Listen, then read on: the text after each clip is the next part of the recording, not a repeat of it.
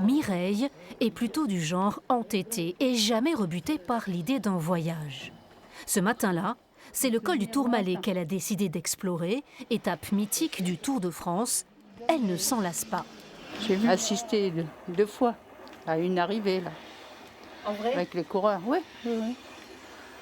Ça remonte loin. Hein. C'est une période au Cana, je crois. Enfin.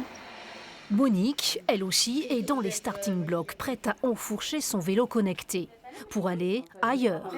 Curieuse et déterminée, à 87 ans, elle en connaît un rayon. Je vais à Prague, parce qu'il paraît qu'il y a des jolies choses, il y a des personnes qui sont allées et qui m'ont dit qu'il y avait un joli pont, bien, et puis bon, c'était joli. Et il y a des beaux gars. Chaque jour, ils sont près d'une dizaine à pédaler sur ce vélo électrique, grâce à un logiciel embarqué. Nos cyclistes ont le choix entre 250 destinations. On a l'impression qu'on va écraser quelqu'un. Ils sont énormément en immersion dans l'écran, comme la vraie vie en fait, comme si c'était eux qui pédalaient. La peur d'accrocher un piéton, il va y avoir des petits cris. Enfin, c'est très rigolo. Moi, j'adore les voir pédaler et participer avec eux virtuellement aux balades. Quoi de mieux pour garder le moral que de satisfaire ses envies d'évasion ? Les résidents de cette maison de retraite en redemandent, surtout en cette période de confinement. Il est le bienvenu parce que dans la période qu'on traverse, ça permet d'avoir des occupations.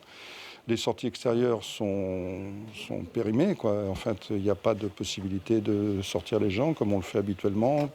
Outre l'aspect cardiovasculaire, ce vélo connecté stimule aussi les sens.